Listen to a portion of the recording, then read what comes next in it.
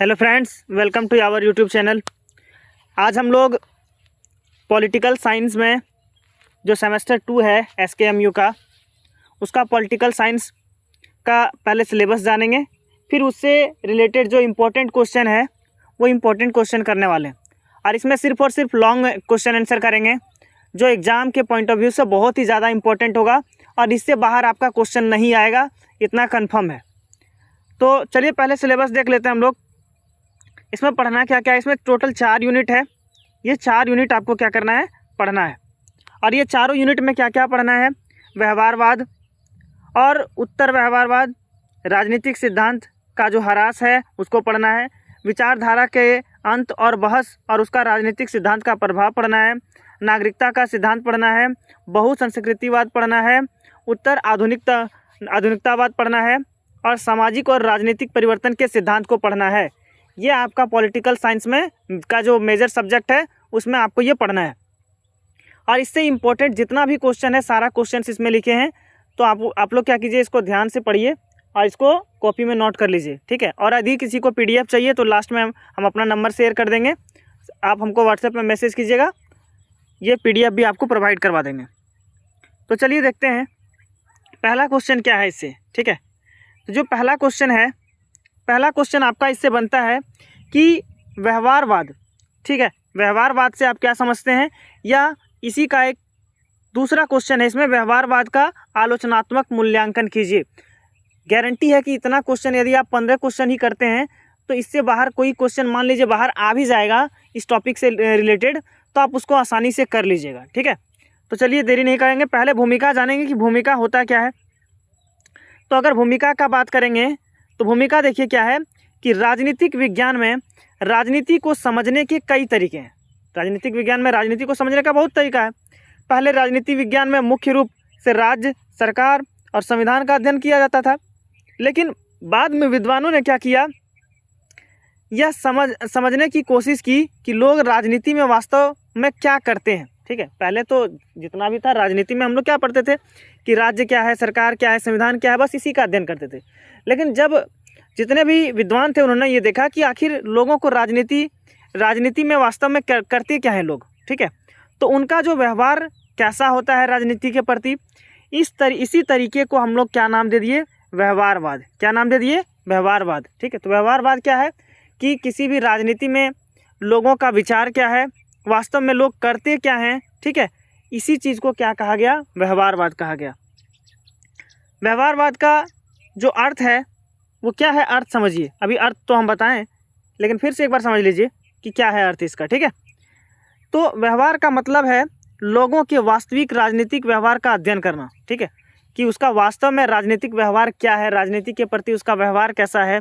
इसमें यह देखा जाता है कि लोग चुनाव में किसे वोट करते हैं, राजनीतिक दलों का समर्थन क्यों करते हैं और राजनीतिक मामलों में उनकी क्या सोच होती है। तो इन सभी सोच को, इन सभी विचार को, इन सभी का जो व्यवहार है, इन सभी को क्या नाम दिया गया, व्यवहारवाद। क्या नाम दिया गया, व्यवहारवाद। अब अगला देखते हैं कि व्यवहारवाद का कुछ मुख्य बात है और वो मुख्य बात क्या है समझते हैं हम लोग, ठीक है। तो मुख्य बात क्या है कि लोगों के राजनीतिक व्यवहार का अध्ययन हम लोग इसमें करते हैं, ठीक। व्यवहारवाद में यह देखा जाता है कि आम लोग, नेता, राजनीतिक दल और पूरे समूह, ठीक है, वो पूरा समूह जो है राजनीति में किस तरह का व्यवहार कर रहा है, इसी को क्या कहा गया कि लोगों के राजनीतिक व्यवहार का अध्ययन कहा गया, ठीक है। अगला अगर देखेंगे तो अगला क्या है कि वास्तविक बातों पर ध्यान दिया जाता है। इसमें केवल किताबों में लिखे सिद्धांतों पर ही नहीं ध्यान दिया जाता है, वास्तव में देखा जाता है कि राजनीति असल जीवन में कैसे चलती है, उसको व्यवहारवाद कहते हैं, ठीक।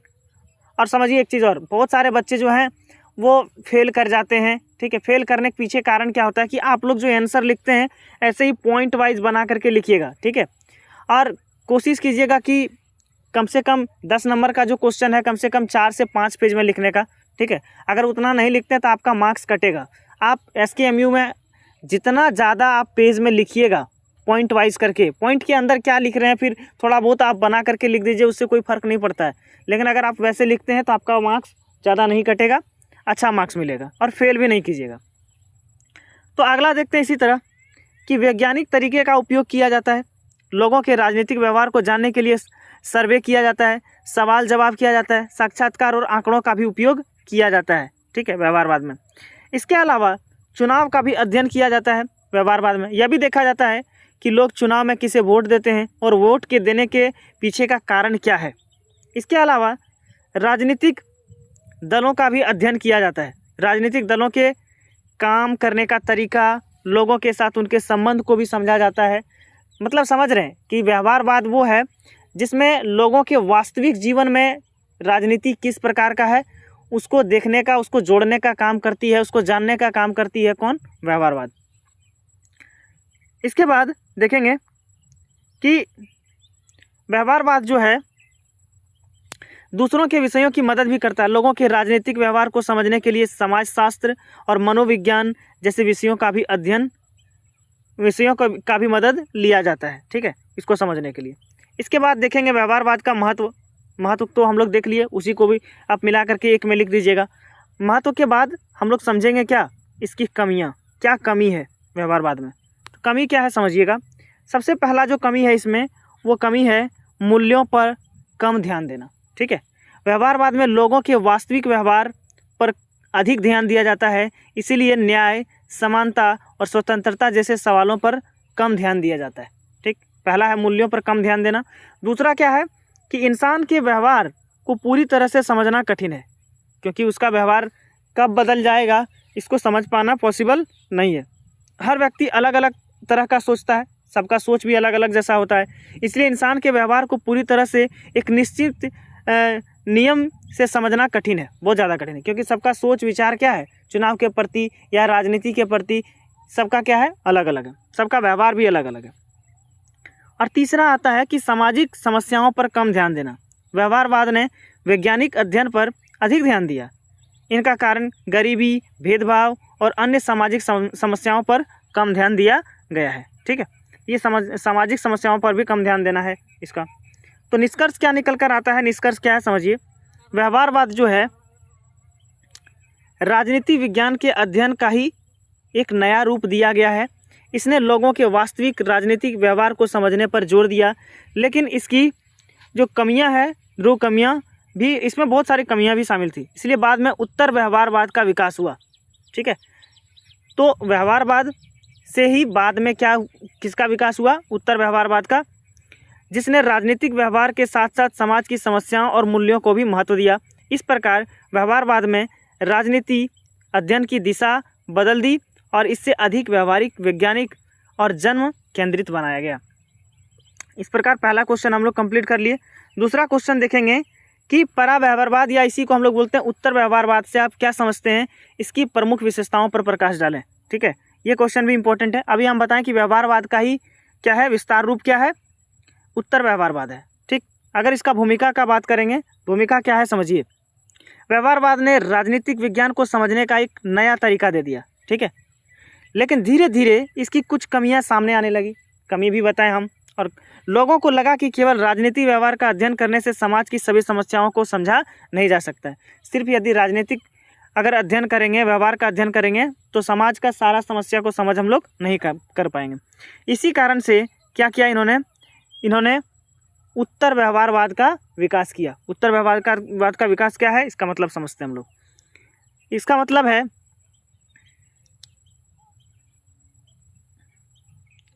राजनीति विज्ञान में लोगों के व्यवहार के साथ साथ समाज की वास्तविक समस्याओं और अच्छे मूल्यों पर भी ध्यान दिया गया, ठीक है, ठीक। लोगों का व्यवहार तो देखा ही गया, लेकिन वास्तव में समाज की समस्या जो है, अच्छे मूल्यों पर भी ध्यान दिया गया। इससे प्रमुख समर्थकों में डेविड स्टन का नाम लिया जाता है। इसका जो सबसे ज़्यादा समर्थक है उत्तर व्यवहारवाद का, उसका नाम क्या है? David stun.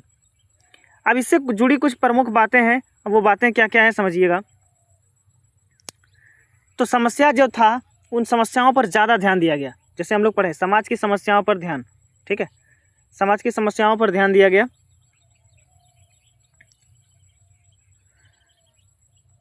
देखिए, राजनीति विज्ञान का अध्ययन केवल किताबों तक ही सीमित नहीं होना चाहिए, उसे गरीबी, बेरोजगारी, युद्ध और भेदभाव जैसी समस्याओं को भी समझना चाहिए। देखिए आंसर बार बार रिपीट हो रहा है ना, तो अगर आप एक बार एक टॉपिक को याद रखते हैं तो आपको बहुत सारे उससे मिलते जुलते क्वेश्चन में मदद मिलेगा। ठीक है, अच्छे मूल्यों को महत्व दिया गया, कैसे समझिए। जो न्याय, स्वतंत्रता, समानता और मानव कल्याण जैसे मूल्यों को भी राजनीतिक के अध्ययन में महत्व दिया जाना चाहिए, इन सभी को महत्व दिया जाना चाहिए। ज्ञान का उपयोग किया गया, समझिए, क्योंकि बिना ज्ञान का राजनीति का विकास हो पाना संभव नहीं है। राजनीति विज्ञान का केवल परीक्षा या किताबों के लिए ही सीमित नहीं होना चाहिए, इसका उपयोग समाज की समस्याओं को दूर करने में भी होना चाहिए। ठीक है, ये ज्ञान का उपयोग हो गया। उसी तरह बदलाव पर जोर दिया गया, बदलावों पर जोर दिया गया कि उत्तर व्यवहारवाद चाहता है कि राजनीति विज्ञान समाज में अच्छे बदलाव लाने में मदद करे। समाज के प्रति जिम्मेदारी भी सिखाता है ये उत्तर व्यवहारवाद। ठीक है, राजनीति का अध्ययन करने वाले लोगों को समाज की समस्याओं के प्रति जिम्मेदार होना भी, अगर आप राजनीति करते हैं तो सिर्फ किताबों तक, एग्जामों तक ही इसको मत रखिए, अपने समाज में विकास कीजिए। ठीक है, और अपने समस्याओं के प्रति भी जिम्मेदार होना भी सीखिए। मूल्य और तथ्य दोनों की बहुत ज़्यादा ज़रूरी थी। केवल यह जानना पर्याप्त नहीं है कि समाज में क्या हो रहा है। ठीक है, यह भी सोचना जरूरी है कि समाज में क्या होना चाहिए, कैसे उसका विकास होना चाहिए, कैसे समस्याओं को दूर कर पाना चाहिए, ये भी आपको समझना होगा। अगला देखिए, आखिर व्यवहारवाद और उत्तर व्यवहारवाद इन दोनों में अंतर क्या है, समझते हैं। तो व्यवहारवाद में लोगों को के व्यवहार पर ध्यान दिया जाता था सिर्फ, जबकि इसमें उसके साथ साथ सामाजिक समस्याओं पर भी ध्यान दिया जाता है। इसमें वैज्ञानिक तरीकों पर जोर दिया जाता है। ठीक है, लेकिन इसमें वैज्ञानिक तरीकों के साथ साथ मूल्यों पर भी जोर दिया जाता है। इसमें तथ्य को अधिक महत्व मानता है, लेकिन इसमें तथ्य और मूल्य दोनों को अधिक महत्व मानता है। अध्ययन पर अधिक ध्यान दिया गया, लेकिन अध्ययन के साथ साथ यहाँ बदलाव पर भी ध्यान दिया गया। मतलब व्यवहारवाद का ही विस्तार रूप क्या है, उत्तर व्यवहारवाद। ठीक है, निष्कर्ष क्या निकल कर आता है, समझिएगा। तो जो निष्कर्ष है, उत्तर व्यवहारवाद ने राजनीति विज्ञान को समाज की वास्तविक समस्याओं से जोड़ने का काम किया। इसने बताया कि राजनीतिक विज्ञान का उद्देश्य केवल राजनीति को समझना ही नहीं है, बल्कि समाज को बेहतर बनाने में भी मदद करना है। ठीक, ये निष्कर्ष है, इसको भी आप याद रखना है। ठीक, तीसरा नंबर क्वेश्चन देखते हैं। राजनीतिक सिद्धांत के ह्रास के विषय पर विवाद की विवेचना कीजिए। राजनीतिक सिद्धांत का ह्रास किस प्रकार हो रहा है, इस पर हम लोग देखेंगे। तो भूमिका का बात करेंगे। सबसे पहले जो भूमिका है, राजनीतिक सिद्धांत राजनीति विज्ञान का एक महत्वपूर्ण हिस्सा है। राजनीतिक सिद्धांत जो है वो राजनीति विज्ञान का ही एक महत्वपूर्ण हिस्सा है। इसमें किसको किसको लिखा गया है, सिद्धांत में समानता, स्वतंत्रता, न्याय, अधिकार, लोकतंत्र और राज्य जैसे विषयों का अध्ययन किया जाता है राजनीतिक सिद्धांत में। यह एक समय ऐसा आया जब कुछ विद्वानों ने कहा कि राजनीतिक सिद्धांत का महत्व जो है वो धीरे धीरे क्या हो रहा है, कम हो रहा है, ये बोला गया। तो ये भूमिका थी इसकी। आप समझेंगे राजनीतिक सिद्धांत के ह्रास का मतलब क्या होता है। ह्रास का मतलब होता है किसी भी चीज़ में कमी। इसका मतलब राजनीतिक सिद्धांत में जो कमी होगा उसी को क्या नाम दे दिया गया, राजनीतिक सिद्धांत के ह्रास का ह्रास। ठीक है, राजनीतिक सिद्धांत के ह्रास का अर्थ है कि राजनीतिक विज्ञान में पुराने राजनीतिक विचारों और मूल्यों की जगह तथ्यों और वैज्ञानिक अध्ययन को अधिक महत्व दिया जाने लगा। मतलब तथ्य और जो महत्व था, वैज्ञानिक अध्ययन था, उसको ज़्यादा महत्व दिया जाने लगा। इसके ह्रास का सबसे बड़ा कारण क्या था, कारण समझेंगे हम लोग। ठीक है, कारण क्या है, व्यवहारवाद का प्रभाव। अभी व्यवहारवाद क्या है हम लोग पढ़े, व्यवहारवाद का क्या है, प्रभाव है। व्यवहारवाद ने राजनीतिक विचारों के बजाय लोगों के वास्तविक राजनीतिक व्यवहार के अध्ययन पर अधिक ध्यान दिया जाने, मतलब उसके व्यवहार पर जोर दिया जाने लगा। जो राजनीतिक विज्ञान है, विज्ञानों से हट करके इन्होंने उनके व्यवहार को समझने का कोशिश किया, तो उसमें ह्रास होने लगा, उसमें कमी होने लगा। दूसरा है वैज्ञानिक अध्ययन पर जोर। ठीक है, वैज्ञानिक अध्ययन पर जोर। राजनीतिक विज्ञान में सर्वे और आंकड़ों का अधिक उपयोग होने लगा। इससे राजनीतिक विचारों का जो महत्व है कुछ समय के लिए कम हो गया। लोग सर्वे करने लगे कि वो राजनीति के प्रति क्या सोचते हैं, उसका अपने समाज के प्रति कैसा व्यवहार है। ठीक है, चुनावों के प्रति वो क्या सोचते हैं, तो ये सभी आंकड़ा करने लगा, सर्वे करने लगा, तो ये किताबों से हट करके होने लगा। ठीक है, इसलिए उसमें कमी हुआ। तीसरा बात आता है मूल्यों पर कम ध्यान देना। ठीक है, मूल्यों पर बहुत कम ध्यान दिया गया। व्यवहारवादियों ने राजनीति का अध्ययन बिना किसी मूल्य या पक्ष के करने की कोशिश करने लगी, जिसके कारण उसका मूल्य धीरे धीरे क्या होने लगा, गिरने लगा। पुराने विचारों की आलोचना होने लगी। जो पुराने राजनीतिक विचारक थे, जो उन्होंने राजनीति के प्रति विचार लिखा था, वो धीरे धीरे उसका आलोचना होने लगा। कुछ लोगों का मानना था कि पुराने राजनीतिक विचार आधुनिक समाज की समस्याओं का समाधान नहीं कर सकता है। मतलब जो पुराने विचार हैं वो अभी के समय के समस्याओं का समाधान नहीं कर सकता, इसीलिए उसका बुराई होने लगा और उसमें कमी होने लगा।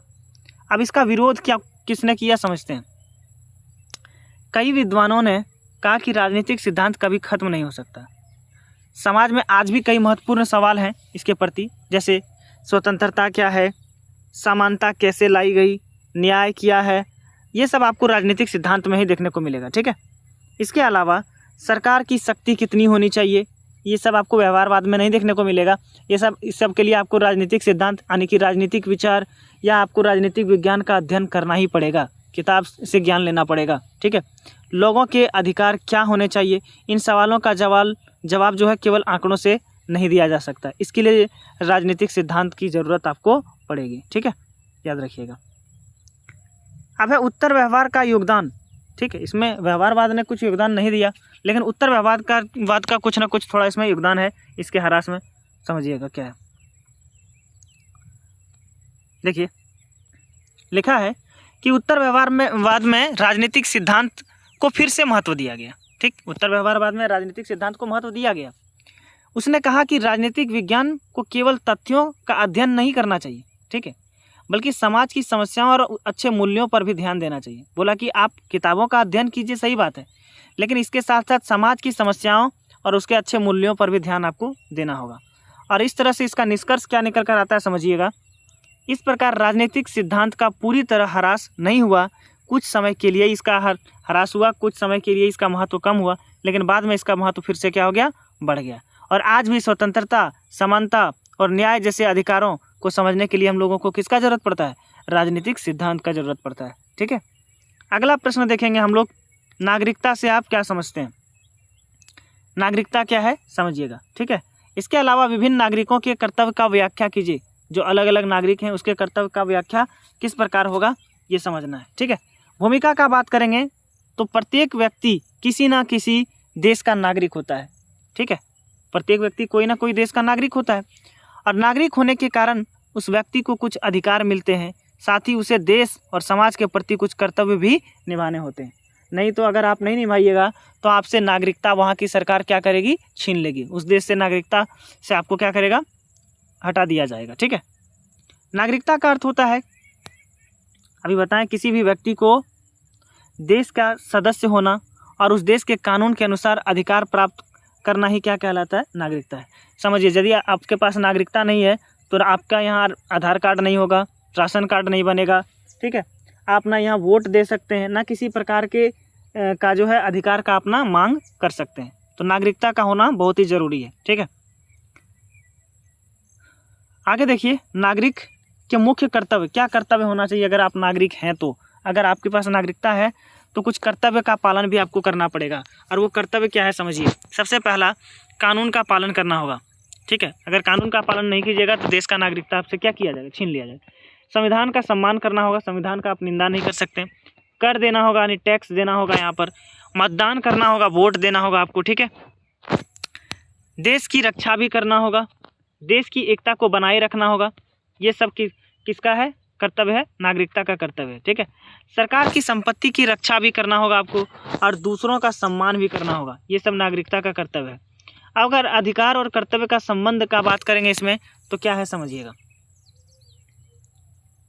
अधिकार और कर्तव्य एक दूसरे से जुड़े हैं। ठीक है, अधिकार और कर्तव्य एक दूसरे से क्या है, जुड़े हैं। हमें अपने अधिकारों की तरह अपने कर्तव्यों को भी पूरा करना चाहिए। जिस तरह अधिकार हम लोगों को मिला है, ठीक उसी तरह हम लोग को कर्तव्य का भी जिम्मेदारी आप लेना होगा, जिससे जिम्मेदार नागरिक ही देश और लोकतंत्र को क्या कर सकता है, मजबूत बना सकता है। निष्कर्ष क्या है समझिएगा, एक अच्छा नागरिक वही है जो अपने अधिकारों का सही उपयोग करे और अपने कर्तव्यों को भी ईमानदारी से पूरा करे। नागरिकों की जिम्मेदारी से ही देश का विकास और लोकतंत्र मजबूत होगा। अगर प्रत्येक व्यक्ति अपना कर्तव्य सही से पालन करने लगेगा तो वो देश का विकास बहुत ही जल्दी होगा। ठीक है, अगला प्रश्न देखते हैं, 5वां नंबर, राजनीतिक, आर्थिक और सामाजिक परिवर्तन में प्रसंग में गांधी के विचारों की विवेचना करें। ठीक, अगर इसका भूमिका का बात करेंगे, ठीक, तो राजनीतिक और आर्थिक और सामाजिक परिवर्तन में गांधी का विचार क्या था, ये समझिएगा। तो महात्मा गांधी भारत के महान नेता और विचारक थे। उन्होंने भारत को अंग्रेज़ों से आज़ाद कराने के साथ साथ एक ऐसा समाज बनाने का भी सपना देखा जिसमें सत्य, अहिंसा, समानता और न्याय हो। तो इनके हिसाब से समाज कैसा होना चाहिए था इसके विचार से, जहाँ पर सब सत्य बोलता हो, अहिंसा हो, किसी प्रकार का हिंसा ना हो, समानता और न्याय का बात कर रहा था। तो गांधी जी के विचार केवल राजनीतिक आज़ादी तक ही सीमित नहीं था, ठीक। इसके अलावा आर्थिक और सामाजिक बदलाव भी महात्मा गांधी चाहते थे कि समाज में ये सब भी देखने को मिले, ठीक, परिवर्तन देखने को मिले। राजनीतिक परिवर्तन के बारे में महात्मा गांधी का क्या विचार था समझते हैं, ठीक, राजनीतिक विचार के बारे में। तो गांधी जी स्वराज के समर्थक थे। उनके अनुसार स्वराज का अर्थ केवल अंग्रेज़ों की आज़ादी प्राप्त करना ही नहीं था। इसके हिसाब से अंग्रेज़ों से सिर्फ आज़ादी मिल जाए यहीं तक काफ़ी नहीं है, बल्कि लोगों को अपने जीवन और देश के फैसले खुद लेने का अधिकार मिलना भी था। और ये अभी भी है, अपना फैसला हम लोग खुद से ले सकते हैं, ठीक है, जीवन का अपना फैसला खुद ले सकते हैं। वे ग्राम स्वराज को बहुत महत्व देते थे। जो ग्रामीण समाज है उसको बहुत ज़्यादा महत्व देते थे। उनका मानना था कि भारत की असली ताकत गाँवों में ही है, इसीलिए गाँवों को अपने काम खुद चलाने में सक्षम होना चाहिए, ना कि दूसरे पर निर्भर होना चाहिए। ये विचार था महात्मा गांधी का। गांधी जी राजनीति में सत्य और अहिंसा को बहुत महत्व देते थे। उनका मानना था कि बिना हिंसा के भी राजनीतिक परिवर्तन लाया जा सकता है। इनका मानना था कि बिना हिंसा के भी हम लोग राजनीति में परिवर्तन ला सकते हैं। उन्होंने स्वतंत्रता आंदोलन में सत्याग्रह और अहिंसक आंदोलन का भी रास्ता अपनाया था। किसी प्रकार का हिंसा भी उसने नहीं किया था। दूसरा अगर देखेंगे तो आर्थिक परिवर्तन के बारे में इसका क्या विचार था समझते हैं। तो आर्थिक परिवर्तन में जो इसका विचार था महात्मा गांधी का, गांधी जी ऐसी आर्थिक व्यवस्था चाहते थे जिसमें गरीबों का शोषण ना हो और अमीर के बीच और गरीब के बीच कोई अंतर ना रहे। मतलब ये ऐसा समाज का कल्पना कर रहे थे जिसमें अमीर और गरीब के बीच कोई खाई ना हो और गरीबों का शोषण नहीं हो। वे स्वदेशी के समर्थक थे। उनका मानना था कि लोगों को अपने देश में बनी वस्तुओं का उपयोग करना चाहिए। मतलब ये अपने देशों के बनाए गए वस्तुओं का समर्थन करते थे, दूसरे देशों के बनाए गए वस्तुओं का बहिष्कार करते थे। इसके अलावा इससे क्या होता कि यहाँ के लोगों को भी रोजगार मिलता ज़्यादातर। गांव की जो कुटीर उद्योग हैं और गांव के छोटे छोटे उद्योगों को बढ़ावा देना चाहते थे। उनका मानना था कि इससे गांव के लोगों को रोजगार मिलेगा और गांव जो है वो आत्मनिर्भर बनेगा। इसके अलावा वे अमीरों से भी अपनी अपेक्षा करते थे कि वे अपनी संपत्ति का उपयोग समाज और गरीब लोगों के हित में करें, जिसको हम लोग ट्रस्टीशिप के विचार से जोड़ा जाता था। अब अगर सामाजिक परिवर्तन का बात करेंगे, इसका सामाजिक परिवर्तन क्या था समझिएगा। तो हम बताएं कि इसका समाज के प्रति जो है छुआछूत, ठीक है, जाति के आधार पर भेदभाव, इन सभी को क्या करना था, सम्मान नहीं देना था, ठीक है, मतलब इसका विरोध करना था। वे लोग चाहते थे कि धर्मों और जातियों के लोग आपस में मिलजुल कर, सभी धर्मों के और जातियों के लोग आपस में मिलजुल कर समाज में भाईचारा को क्या करें, बना कर रखे। गांधी जी महिलाओं के सम्मान और उनकी भागीदारी के भी समर्थक थे। वे चाहते थे कि महिलाओं के समाज में उचित सम्मान और अवसर मिले। इसके अलावा सत्य और अहिंसा का भी बात करते थे, ठीक है। गांधी जी राजनीतिक, आर्थिक और सामाजिक विचारों का आधार सत्य और अहिंसा ही था। उनका मानना था कि किसी भी बड़े बदलाव के लिए हिंसा जरूरी नहीं है। प्रेम, सत्य और अहिंसा के रास्ते से भी समाज में परिवर्तन लाया जा सकता है। निष्कर्ष देखेंगे तो क्या निकल कर आता है कि अंत में कहा जा सकता है कि गांधी जी ऐसा भारत चाहते थे जहां राजनीतिक रूप से लोग स्वतंत्र हो, आर्थिक रूप से गांव और गरीब मजबूत हो तथा सामाजिक रूप से सभी को समान सम्मान मिले। और उनके विचारों का मुख्य उद्देश्य एक ऐसा समाज बनाना था जिसमें सत्य, अहिंसा, समानता, स्वराज और मानव कल्याण को महत्व दिया जाए। ये महात्मा गांधी का मानना था। अगला देखेंगे प्रश्न संख्या 6, जिसमें कहा गया कि सामाजिक और राजनीतिक परिवर्तन के प्रसंग में लेनिन के क्रांति सिद्धांत की विवेचना कीजिए। लेनिन के बारे में अभी हम लोग क्या पढ़े, सामाजिक परिवर्तन, आर्थिक परिवर्तन में महात्मा गांधी का पढ़ रहे थे। अब हम लोग लेनिन के बारे में पढ़ेंगे। तो जो लेनिन थे ये आपके रूस के महान क्रांतिकारी नेता थे और ये मार्क्सवादी के विचारक थे। ये कौन थे? मार्क्सवादी के विचारक थे। उन्होंने कार्ल मार्क्स के विचारों को आगे बढ़ाया और रूस की परिस्थितियों के अनुसार क्रांति का सिद्धांत विकसित किया। लेनिन का मानना था कि समाज में वास्तविक राजनीतिक और आर्थिक परिवर्तन लाने के लिए मजदूर वर्ग को संगठित होकर शोषणकारी व्यवस्था के खिलाफ संघर्ष करना पड़ेगा। ठीक, इनका मानना क्या था कि आर्थिक परिवर्तन यदि लाना है तो सभी मजदूर वर्ग को एक साथ होना होगा और जो शोषण कर रहा है, ठीक है, गरीबों पर, उनके खिलाफ क्या करना होगा, संघर्ष करना होगा, उसका विरोध करना होगा। ठीक, अब वर्गों के बीच संघर्ष क्या था समझते हैं। वर्ग के बीच तो लेनिन का मानना था, लेनिन के अनुसार समाज में मुख्य रूप से दो वर्ग होते हैं, एक शोषक वर्ग और एक क्या है, शोषित वर्ग। मतलब एक जो शासन चलाता है और दूसरा जो जिस पर शासन चलाया जाता है, ठीक है, शोषित किया जाता है। पूंजीवादी व्यवस्था में पूंजीपति मजदूरों का शोषण करते हैं। इसके अलावा इसीलिए मजदूर वर्ग को अपने अधिकारों के लिए क्या करना चाहिए, संघर्ष करना चाहिए। इसके बाद देखेंगे दूसरा, मजदूर वर्ग की क्रांति। लेनिन का मानना था, ठीक, देखिए उतना डिटेल अगर हेडिंग पढ़ेंगे तो ये वीडियो बहुत बड़ा बन जाएगा। ठीक है, आप इसके बीच छोटे छोटे टॉपिकों को अच्छे से पढ़ लीजिएगा। ठीक, हम जो है वो मेन हेडिंग आपको समझा देते हैं। मजदूर वर्ग की क्रांति, ठीक, जो मजदूर वर्ग हैं उनका शोषण किया जाता है तो उनको क्या करना होगा, जो शोषण कर रहे हैं उनके खिलाफ आपको क्या करना होगा, संघर्ष करना होगा, या जो पूंजीपति हैं उनके खिलाफ आपको संघर्ष करना पड़ेगा। क्रांतिकारी दल का महत्व, अगर क्रांतिकारी दल नहीं बनाएंगे, एक मजदूरों का संगठन नहीं बनाएंगे तो अकेले हम लोग किसी का विरोध फिर नहीं कर पाएंगे। इसके अलावा 5वां नंबर, साम्राज्यवाद का विरोध। लेनिन का ये मानना था कि साम्राज्यवाद को पूंजीवाद की ऊंची अवस्था माना जाता है। ठीक है, साम्राज्यवाद को उनके अनुसार शक्तिशाली पूंजीवादी देश कमजोर देशों पर अपना नियंत्रण स्थापित करके उनका आर्थिक शोषण करते हैं। इसलिए उन्होंने साम्राज्यवाद के खिलाफ संघर्ष का समर्थन किया। राज्य और क्रांति। लेनिन के अनुसार वर्तमान राज्य व्यवस्था शोषक वर्ग के हितों की रक्षा करता है। इसके अलावा जिससे मजदूरों और गरीबों के हितों की क्या होती है, रक्षा होती है। ठीक, ये बहुत सारा पॉइंट हो गया, इतना पॉइंट भी आप लिख दीजिएगा, 5 पॉइंट भी लिखिएगा तो बहुत ज़्यादा है। ठीक है, इसका संघर्ष क्या है समझिए, लेनिन का निष्कर्ष क्या है देखते हैं। अंत में कहा जा सकता है कि लेनिन का क्रांति सिद्धांत सामाजिक और राजनीतिक परिवर्तन का एक महत्वपूर्ण सिद्धांत है। समाज में परिवर्तन यदि लाना हो, ठीक है, और राजनीतिक परिवर्तन यदि लाना हो तो वर्ग संघर्ष यानी मजदूर वर्ग की क्रांति बहुत ज़रूरी है। क्रांति दल और पूंजीवाद का विरोध पर ज़्यादातर जोर दिया इन्होंने, लेनिन ने। ठीक, इसके बाद अगला प्रश्न देखेंगे, प्रश्न संख्या 7 इसमें छूट गया है। ठीक, वो आपको अलग से हम बता देंगे। 8 नंबर देखिए, राजनीति से आप क्या समझते हैं, इसके अर्थ को स्पष्ट करना है राजनीति को। ठीक है, तो राजनीति शब्द यूनानी भाषा के पॉलिस शब्द से बना है जिसका अर्थ नगर राज्य होता है।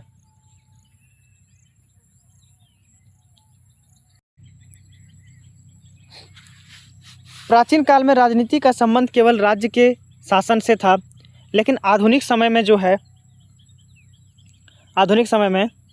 राजनीति का क्षेत्र बहुत व्यापक हो गया है। आज राजनीति का संबंध राज्य, सरकार, सत्ता, कानून, नागरिकों के अधिकार, कर्तव्य तथा समाज के विकास से जुड़ा हुआ है। ठीक, राजनीति का मतलब अब सिर्फ और जो है राज्य, सरकार, सत्ता और कानून, इन सभी से भी बहुत जुड़ा हुआ है। ठीक है, इसके अलावा देखेंगे राज्य के अध्ययन के रूप में राजनीति क्या है। अगर राज्य का अध्ययन करना है तो राजनीति क्या है समझते हैं। राजनीति राज्य की उत्पत्ति है, राजनीति से ही राज्य की उत्पत्ति है, स्वरूप है, उद्देश्य है तथा कार्यों का अध्ययन भी कराती है कि राज्य में किस प्रकार कार्य करना है, किस अध्ययन करना है कि राज्य कैसे बनता है और उसका संचालन कैसे होता है। इसके अलावा सरकार के अध्ययन के रूप में राजनीति देखेंगे तो राजनीतिक सरकार की संरचना, कार्यप्रणाली तथा उसके जो विभिन्न अंग हैं, विधायिका, कार्यपालिका, न्यायिका, इन सभी का अध्ययन किस में कराता है, राजनीति में। सत्ता का अध्ययन का अगर बात करेंगे, सत्ता के अध्ययन के रूप में, तो आधुनिक विचारों के अनुसार राजनीति का मुख्य विषय सत्ता ही है। इसमें सत्ता प्राप्त करना, उसके उपयोग करने तथा उसे नियंत्रित करने की प्रक्रिया का भी अध्ययन किया गया है कि किस प्रकार से उसको नियंत्रित कर सकते हैं। चौथा नंबर देखेंगे तो सार्वजनिक जीवन के अध्ययन के रूप में राजनीति, अगर सार्वजनिक जीवन जीना है तो उसमें राजनीति क्या करना है। राजनीति केवल सरकार तक सीमित नहीं है, यह समाज, अर्थव्यवस्था या शिक्षा संस्कृति और नागरिक जीवन से भी जुड़ा है, सार्वजनिक निर्णयों का भी अध्ययन कराती है। इसके अलावा अगर बात करेंगे कि राजनीति का अर्थ क्या है, तो ये हम लोग पढ़ चुके हैं। राजनीति की विशेषता क्या है, एक बार इसको हम लोग देख लेते हैं। ठीक, क्या क्या विशेषताएं हैं राजनीति की। तो राज्य और सरकार का अध्ययन कराती है राजनीति, सरकार और अधिकारों का भी विश्लेषण कराती है राजनीति, कानून एवं सार्वजनिक नीतियों के निर्माण से संबंधित है, कानून बनाने का काम भी किस में है, राजनीति में ही है। नागरिकों के अधिकार और कर्तव्य का रक्षा करने का बात भी किस में कहा गया है, राजनीति में। तो ये पॉइंट सब एक बार आप पढ़ लीजिएगा, 2 बार लिखा गया है इसमें राजनीति का महत्व। इसका निष्कर्ष का बात करेंगे तो निष्कर्ष क्या है समझिए। अतः राजनीति वह प्रक्रिया है, राजनीति वैसा प्रक्रिया है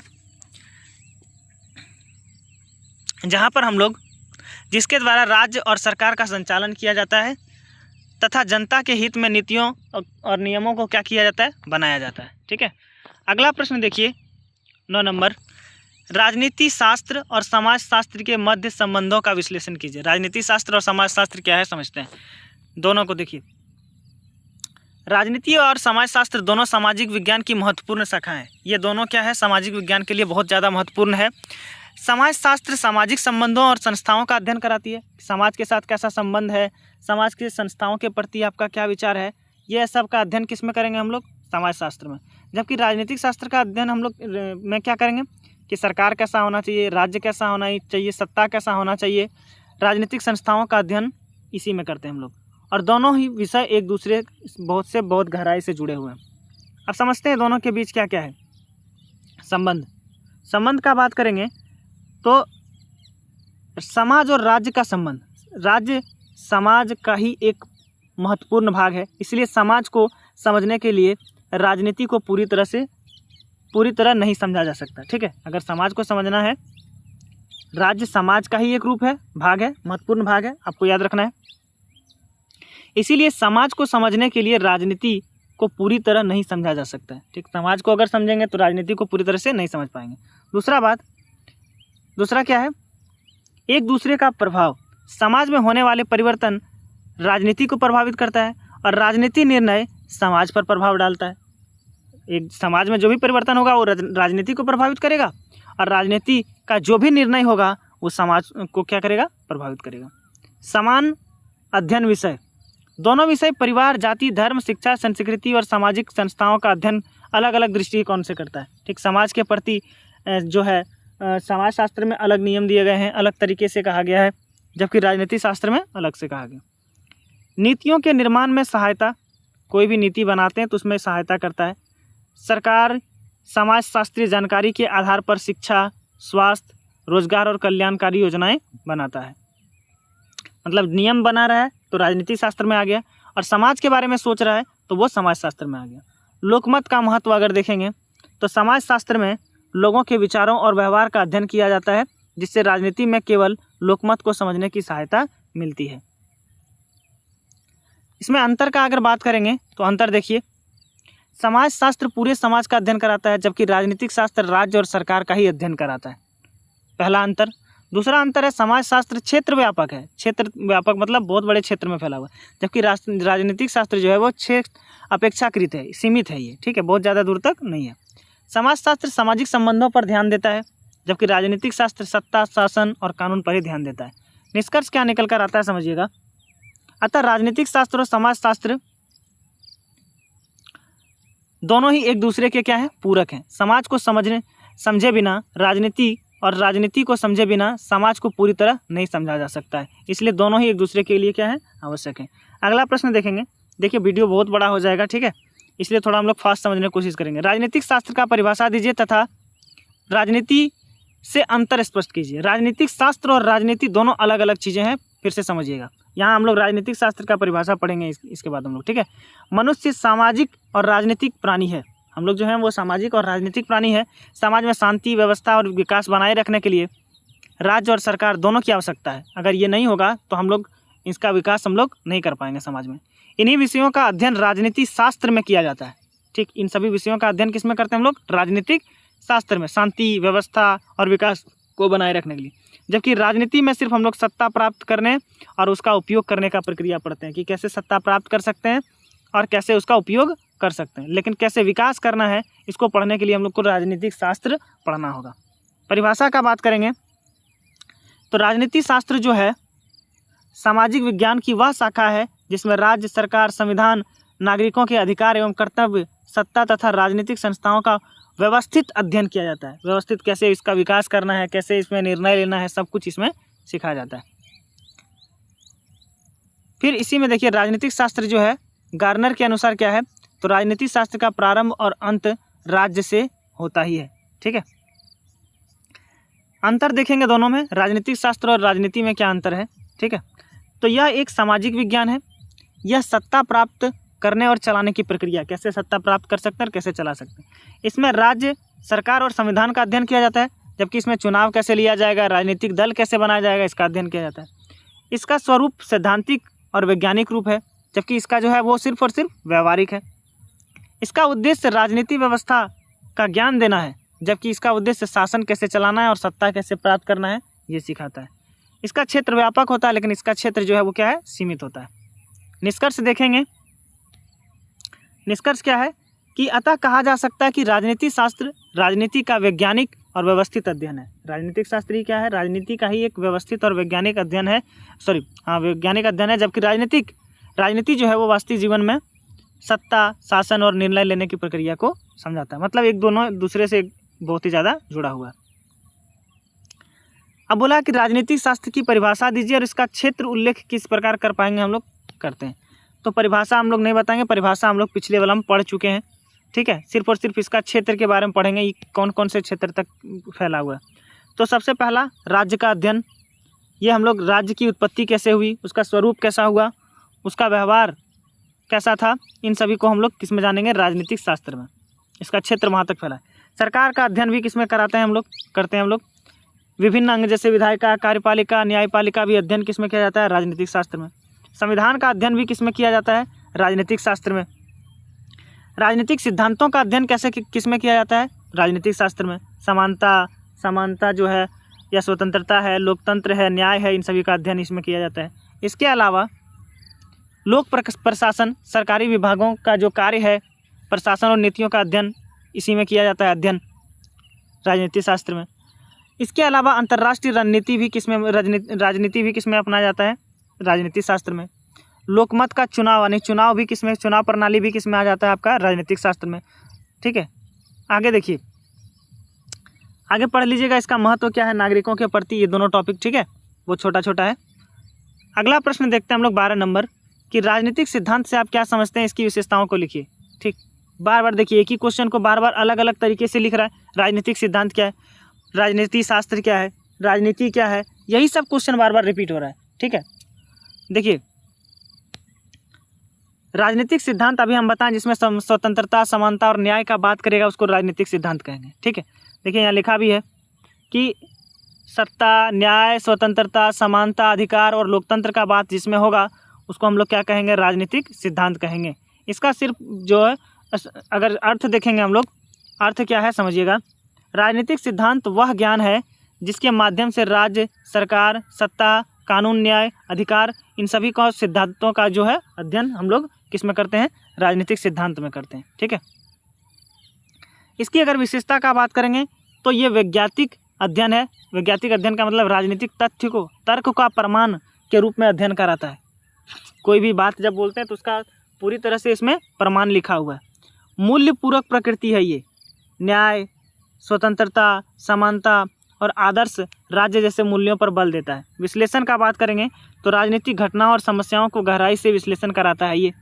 ठीक, व्यवहारिक महत्व का भी अध्ययन कराता है, कैसे व्यवहार होगा। गतिशील विषयों का अध्ययन कराता है, राजनीतिक संस्थाओं का अध्ययन कराता है, लोक कल्याण पर ये ज़्यादातर बल देता है और लोकतंत्र को मजबूत बनाने का काम करता है।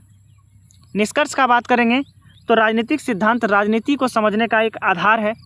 इसका एक आधार है राजनीतिक सिद्धांत, बाकी आप लोग पढ़ लीजिएगा। ठीक है, हाँ, तो फिर देखिए क्वेश्चन है व्यवहारवाद क्या है, इसकी विशेषताओं एवं सीमाओं पर प्रकाश डालिए। ठीक, व्यवहारवाद क्या है, इसकी क्या विशेषता है और इसकी क्या सीमाएं हैं, कमी है, समझते हैं। व्यवहारवाद हम लोग पहले पढ़ चुके हैं कि राजनीतिक शास्त्र में जब उसकी विचारधारा का अध्ययन करेंगे कि कैसे समाज में परिवर्तन हम लोग कर सकते हैं, ठीक है, तो उसको हम लोग व्यवहारवाद कहेंगे। इसका अर्थ जो है व्यवहारवाद का, फिर से समझ लीजिए, व्यवहारवाद वह दृष्टिकोण है जिसमें व्यक्तियों और समूहों को राजनीतिक व्यवहार जैसे मतदान, नेतृत्व, राजनीतिक दलों, जनमत और निर्णय लेने की प्रक्रिया वैज्ञानिक अध्ययन किया जाता है। इसमें आंकड़ों और तथ्य का सर्वेक्षण किया जाता है, उसको हम लोग व्यवहारवाद कहते हैं। ठीक है, इसकी विशेषता भी हम लोग पढ़ चुके हैं, सीमाएं भी हम लोग पढ़ चुके हैं, निष्कर्ष भी पढ़ चुके हैं पहले ही। ठीक है, तो ये क्वेश्चन बार बार रिपीट हो रहा है अलग अलग तरीके से लिख करके। आदर्श नागरिकता, ये अच्छा क्वेश्चन है। आदर्श नागरिकता क्या है समझते हैं। आदर्श नागरिक वह होता है जो अपने अधिकार के साथ साथ अपने कर्तव्यों का भी ईमानदारी से पालन करेगा। यदि कोई व्यक्ति अपने अधिकार के साथ साथ अपने कर्तव्यों का सही से पालन कर रहा है तो वो एक अच्छा नागरिक होगा। वह कानून का सम्मान करता है, देश के विकास में सहयोग देता है तथा समाज में शांति और एकता के भाईचारे को बढ़ावा देता है। इसके अलावा अगर देखेंगे हम लोग तो आदर्श नागरिक के मार्ग में बाधाएं भी बहुत आता है। बाधाएं क्या आता है पहले समझिए। पहला आता है और शिक्षा। अगर शिक्षा नहीं रहेगा तो हम लोग अच्छा नागरिक नहीं बन पाएंगे। भ्रष्टाचार, यदि आप भ्रष्ट हैं, न्याय और भावना को कमज़ोर करता है, बहुत ज़्यादा ही कमज़ोर कर देता है भ्रष्टाचार, जिससे आप अच्छा नागरिक नहीं बन सकते। जातिवाद अगर फैलाएंगे तो अभी आप अच्छा नागरिक नहीं कहलाएंगे। गरीबी और बेरोजगारी के कारण लोग अपने कर्तव्य से दूर होने लगते हैं और कई बार गलत रास्ते को क्या कर लेते हैं, अपना लेते हैं। तो ये भी एक कारण है अच्छे नागरिक नहीं हो पाने का। अनुशासनहीनता, यदि आप अपने आप को अनुशासन में नहीं रखिएगा, अनुशासन का पालन नहीं कीजिएगा, कानून का पालन नहीं कीजिएगा, तो आपका एक आदर्श नागरिकता में भी ये बाधा है। स्वार्थ की भावना, यदि आप अपने स्वार्थ के बारे में सोचेंगे और दूसरे की बुराई करेंगे, दूसरे का बुराइयों को चाहेंगे, तो भी आप एक अच्छे नागरिक नहीं कहलाएंगे। सामाजिक बुराई भी, अगर आप समाज का बुराई करते हैं तो भी कारण बन जाता है। इन बाधाओं को दूर कैसे कर सकते हैं? दूर करने का उपाय क्या है? आपको शिक्षा लेना होगा, आपके पास नॉलेज होगा, आपका अगर नैतिक शिक्षा अच्छा है, दूसरों के प्रति व्यवहार अच्छा है तो अच्छा नागरिक बनिएगा। भ्रष्टाचार नहीं कीजिएगा तो आप अच्छे नागरिक बनिएगा। इसके अलावा सामाजिक समानता को आप अगर बढ़ावा दीजिएगा तो अच्छे नागरिक बनिएगा। जैसे जाति धर्म के बारे में ज़्यादा नहीं बातचीत कीजिएगा, ना ही भेदभाव कीजिएगा। इसके अलावा रोजगार के अवसर को यदि आप बढ़ावा दीजिएगा तो आप अच्छे नागरिक कहलाइएगा। आगे देखिए अगला प्रश्न, निष्कर्ष पढ़ लीजिएगा, वही लिखा रहता है उसमें। एक लास्ट प्रश्न है इसमें, देखिए बहुत बड़ा वीडियो हो गया। अगला देखिए, सामाजिक परिवर्तन से आप क्या समझते हैं? समाज में परिवर्तन कैसे ला सकते हैं हम लोग, समझिएगा। तो समाज में परिवर्तन हम लोग, समाज एक गतिशील व्यवस्था है जहां हमेशा कुछ ना कुछ क्या परिवर्तन होते रहता है। ठीक है, समय के साथ साथ उसका सोच, रीति रिवाज, परंपराएं, ये संस्कृति या जीवन शैली जो है वो क्या होता है, बदलते रहता है। इसी परिवर्तन को सामाजिक परिवर्तन कहा जाता है। यह परिवर्तन समाज के विकास और प्रगति का महत्वपूर्ण आधार है। अगर परिवर्तन नहीं होगा तो समाज में विकास भी नहीं होगा। सामाजिक परिवर्तन का मतलब क्या है समझते हैं। ठीक, सामाजिक परिवर्तन का मतलब है समाज में अगर संस्कृति बदल रहा है, किसी का मूल्य बदल रहा है, किसी व्यक्ति का व्यवहार बदल रहा है, संस्थाओं में सामाजिक संबंधों में सुधार हो रहा है, और यह परिवर्तन बहुत तेज़ी से भी हो सकता है या बहुत धीरे धीरे भी हो सकता है। ठीक है, औद्योगिकरण का इसका कारण है। ठीक है, शिक्षा इसके पीछे का कारण है।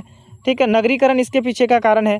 ये सभी इसी सभी कारण के क्या होता है, सामाजिक परिवर्तन देखा जाता है। इसका विशेषता का बात करेंगे।